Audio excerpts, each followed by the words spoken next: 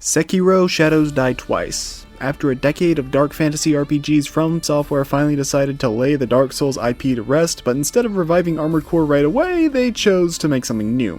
A shinobi game that would take elements from their Souls-likes, but also introduce a new combat system and far increased traversal methods, as well as an emphasis on stealth, and many people thought for a while this was actually going to be a Tenchu game.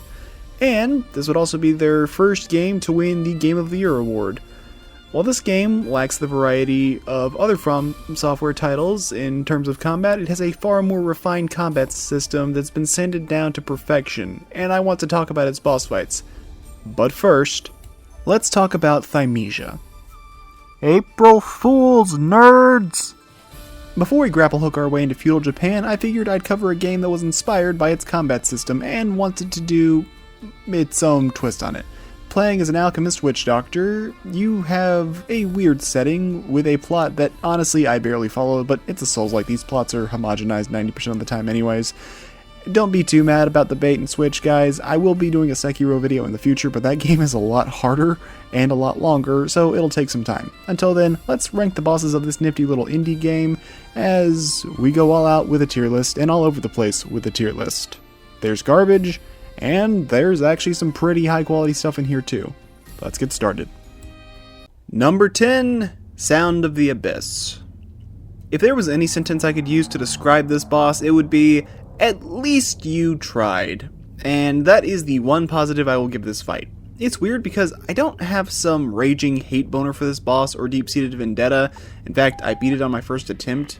But it's so antithetical to the rest of this game's combat system that, as weird as it sounds, I don't know, it's in this weird spot. Like, I actually enjoyed this boss way more than number 8 on this list. However, I'm trying to be somewhat objective here, and this fight just ain't it, Chief. 20 seconds against this guy, and you'll quickly realize why they didn't make the giant snake a proper boss fight in Sekiro, and instead more like a glorified level hazard. The giant worm constantly clips through parts of the arena, and looks almost stop motion with how its attacks are animated. To damage the boss, you have to break the crystals on his side for burst damage, then you can attack the organ inside it for additional damage. It'll either ram at you, go for the sides and ram at you sideways, or drop crystals in the arena before burrowing from below. I get what they were going for, and I don't actually hate this fight, because it's not really frustrating, but when you have these visions of mana-ass attack reticles to indicate where the crystals or other major projectiles are going to fall, I think that's when you have a problem with the game design as a whole, when no other fight in the game uses these. They don't even have like drop shadows or anything that looks natural, it's just big red reticles. And while it does keep the fight fair, it also acts as sort of a band-aid over an amputated arm. Thankfully, the hitboxes are actually pretty generous in your favor, so there's no real threat of dying here. It's the easiest boss in the game, bar none, and that's probably for the better because while it's an objectively bad fight, it ends up being a meh encounter instead of an infuriating one. Part of me actually wants to put this boss in number 8 because it doesn't make me angry, but it's just such a nothing fight that's objectively not well designed, so I kinda gotta put it here at the bottom. Number 9, Varg. I'll keep this entry brief because there's really not much to this fight. Varg is sorta like the Genichiro of this game, but he kicked my ass even faster than that guy did. And we actually do have a boss fight in this arena at the end of the game, but oddly enough, it isn't Varg. Moving on. Number 8, Mutated Odor. Behold the evolution of humanity into a shitty boss fight. Yeah, Odor decided to become the master of evolution and seriously downgraded himself in the process. His attack timings are janky as hell and really awkward to intuit, so you're just kinda gonna be memorizing timings. Granted, it's not hard to do once you've seen his attacks because he has little to no mix-ups at all. In fact, he's just going to spam the same 2 attacks over and over. Not kidding, I've seen him do the 4 tentacle stab 5 times in a row. If this was a throwaway non-entity boss like Sound of the Void, it'd be whatever, but this is a rematch with Odor from the start of the game, now as an in-game boss, and he's significantly easier than before because the original had mix-ups, presentation, and a wide array of moves, while this monster just sort of swings at you, and out of the game's 4 optional bosses, he's the one you actually have to beat to unlock the good ending. Thankfully, he's piss easy, so he isn't frustrating like some of the other opponents, and due to the fact that you can rematch and replay levels in this game and rematch bosses, he's probably the best grinding spot because his level is just his boss fight. But he isn't fun, and his theme doesn't do it for me either. I genuinely think this game's best boss fights rival the A and S tier battles from Software's masterful catalog, but fights like this are where the game's limited budget really start to shine through for all the wrong reasons. Also, for some reason, he only has a single health bar and only one phase, even though his first battle was a multi-phase foe with 2 health bars and even an arena change. And this isn't even presented as a true King Allant situation either, he's just kind of turned into a useless bum for some reason. Number 7, mini-bosses. Just like Sekiro, there's plenty of mini-bosses you come across throughout the world, acting as enhanced versions of regular enemies you encounter, sometimes being very similar to their regular enemy counterparts, and sometimes fighting completely differently or having completely unique designs and weapons. Regardless, they always provide a decent amount of experience and at least one upgrade for your healing items, making it worth your time to hunt these foes down on top of removing them from the world permanently. They're okay. Number 6, the Hanged Queen. I really feel like this should have been the first true boss of the game because she's considerably easier than Odor is. That being said, as the game's one and only beast boss, I think she does a commendable job. Not measuring up to the likes of Guardian Ape, mind you, but still a commendable job nonetheless. While her attacks are weird and realistically I shouldn't be able to deflect a single one of these, it's a fight that sacrifices realism for enjoyment, and even if the animations look a little bit off, it still feels fine to intuit and the timing is pretty natural. The music's also pretty good and the boss has a good design. She even has a combo mix-up, which is one more than I was expecting from a boss like this. I will admit, I didn't realize how to dodge her ultimate attack for a while and was going to dock points for that, but really you just gotta run to get behind her crystals, and remember you can actually run in this game because I genuinely didn't know you could do that until I was about halfway through it. So why does this fight get knocked down to decent tier then? Well, she has one charge attack that she rarely uses, but it evokes a similar feeling to the crack addict charge Osiris did in Dark Souls 3, though the hitbox in this one is so jank it might miss you entirely even when she's running into you. And more importantly, I don't care for her being able to heal her health for a considerable amount without you being able to really do anything to stop it. Still, I think this game's one beast boss fares better than the likes of a lot of indie Souls-likes. Mortal Shell. Number 5, God of the Fools. Believe it or not, I think this boss executes the level boss idea better than any of the Soulsborne games have done. Instead of running past enemies while pretending like there's a threat somewhere in the area, you're ducking and diving throughout this village as he has a decent variety of attacks ranging from slams to swipes to putrid breath that can kill you faster than you can say Promise Consort Radon, as well as blowing right the hell up. Plus, instead of just a mad dash to the end, you're actually running through and destroying his poison sacks as you go through the level, which does add some engagement to the fight. Overall, I'd say it's not a badly designed level boss, and Nurgle does get some points for looking genuinely pretty cool. Though, I'm honestly not the biggest fan of the final stretch where he just spams his explosion over and over again, and it seems as though there just isn't enough time to make it to the end in a single go, so you have to time a healing item use, though I could be mistaken and there could also be cover somewhere along the way that I'm not seeing. The fight ends with a one-hit kill like most level bosses do, but in this case it's utilizing the strongest force in the known universe of Souls-likes: gravity. Number 4, Odor.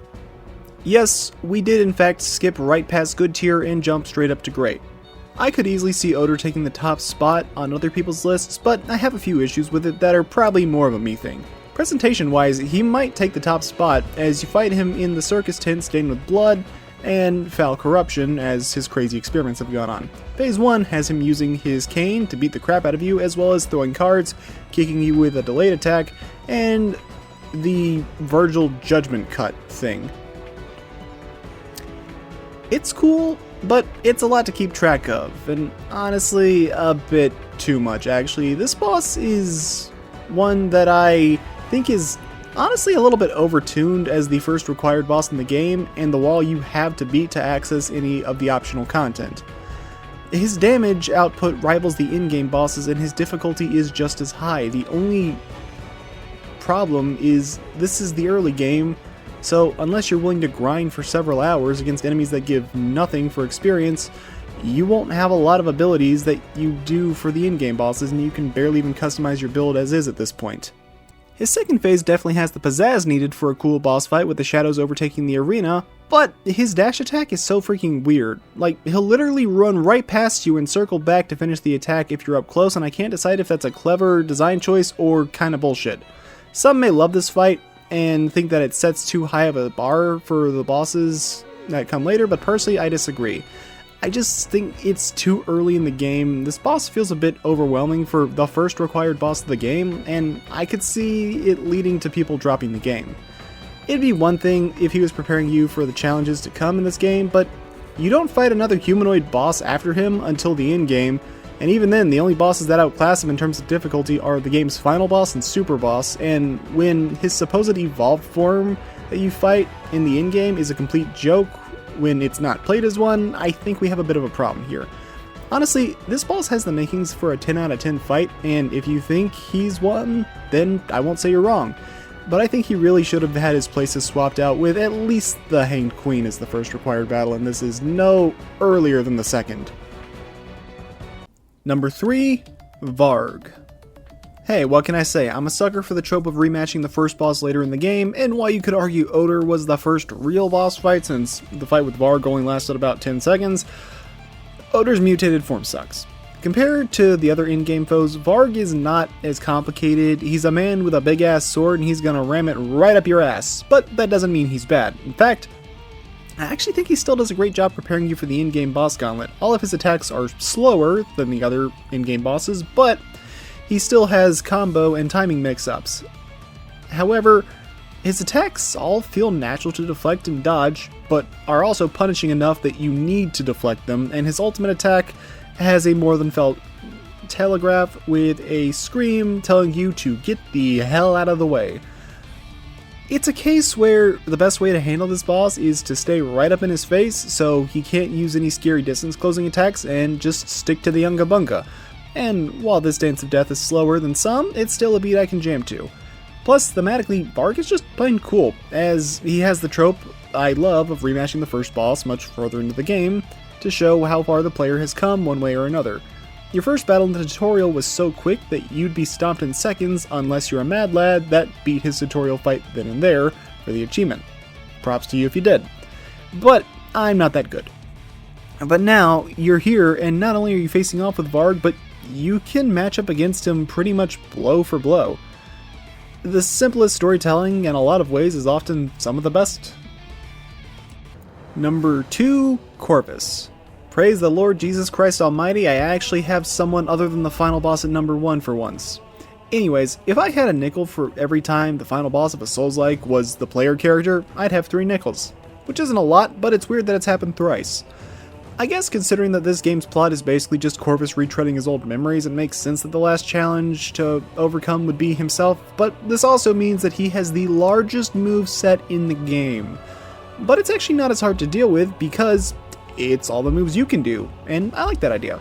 You know the attack timings and how to handle them because they're all your own attacks that you've spent time learning, and it turns out, well, it makes this fight actually a really cool deflect dance where you're not only dealing with his array of plague weapons, but also using your own special abilities to counter what he throws out, like disrupting his attacks with your dash. That lets you jump into the air and then do an anime attack on him. Now, Phase 1 is actually pretty rigid in what he can do, either attacking with his specific combo, or using a couple of his plague weapons, but Phase 2 is where the fight really amps up as he gains additional plague weapons to utilize, and more importantly, he can now use EX versions of their attacks, meaning every plague weapon has an alternate combo he can bust out. Will he thrust with the spear or swing it around like a glaive? How about the greatsword? Will he go for an uppercut or a slam? Overall, I think it acts as a fun final boss, having solid theming, fun combat, good music, and of course we can't forget the most important factor of all, this fight's even got some good atmosphere. Number 1, Erd. The final optional mission of the game has you retreading Hermes Fortress, and after opening a castle gate, you'll quickly realize you're back in the tutorial area of the game. When you head into the arena where Varg probably stomped your ass in a few seconds, unless you're a mad lad who beat him, you're going to realize there's something interesting here. Varg's already dead, so who remains other than Erd, Iceme's older sister, and I gotta admit, while I didn't follow this game's plot too much, this was one of the fights I did pick up on, since we're essentially doing battle with the sister of your not-quite Firekeeper. But how is this fight quality-wise? Well, if I was to have it measure up against the entire From Software boss catalog, it would comfortably place in the top 20, maybe even top 10. Yeah, I like it that much. Like a lot of humanoid bosses, she has two phases, with phase 1 being a warm-up act performing various attacks like a slash thrust combo, a running thrust, a triple thrust, or her charge attack. It's a warm-up designed to get you used to deflecting her moves, but she's not done, as she can also attack you with her holy spears, either slamming one into the ground or throwing it at you. Funny thing is, you can actually deflect her thrown spears, but they'll still land on the ground. It's just that they'll bounce off of your sword and then they'll fall. From there, it's simply a decoration until she slams another spear into the ground. Then the ones that were already buried in the ground will have a chain reaction, causing a small explosion, forcing you to mind your positioning. Though, there is a delay to give you a chance to escape if you're right on top of it, so it's not cruel, it's just something to keep in mind. Now, when you get to phase 2, she's always scripted to perform her ultimate attack, where she explodes all of the spears, as well as creating an explosion around herself. This is your time to heal up to full, because when phase 2 begins, she can now chain her stabs, slashes, and all the other attacks together, or finish it up with a charge slice. Her charge thrust is now a double stab that she uses more often, and then it's followed up by a delayed triple stab. That would be unfair, but at this point all of her stab attacks and her throwing spears will give a brief white flash telling you it's time to deflect.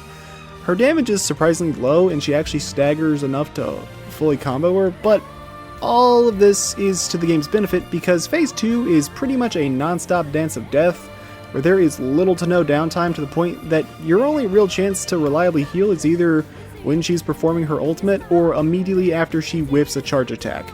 Anything else is a big risk, but with no runback whatsoever, amazing music, the one part of the story that really gripped me, and being just plain fun, I can safely say she's one of the best video game bosses I've faced in many Souls-like, and honestly, this boss alone makes the game worth playing if you enjoyed Sekiro, and given my best performing videos, it's safe to say a decent amount of you watching this probably did. And that's all for this video. While this game isn't perfect, I'd say Thymesia actually does a good job hiding its low budget a lot of the time, barring the strange lack of voice acting. And I'd say it's overall a pretty fun time with respectable enough level design and, more importantly, some awesome boss fights. It's not a long game at all either. My playthrough totaled out to be 7 hours, and I spent an hour or so farming for weapon crystals, not realizing that it's my stats that provide the bonus effects because I'm an idiot. And while $25 might be a bit much of an asking price, it goes on sale fairly often and you can snag it for just $10 when it does go on sale. Not bad for the price of a Subway sandwich and some chips. Anyways, that's all I've got for now, folks. I will be making some proper Sekiro videos in the future, however, that game is a lot tougher, and I gotta beat it at least twice to cover everything worth covering. On that note, if you'd like to see more videos of varying quality, consider liking and subscribing, and I'll see you all next time. Take care.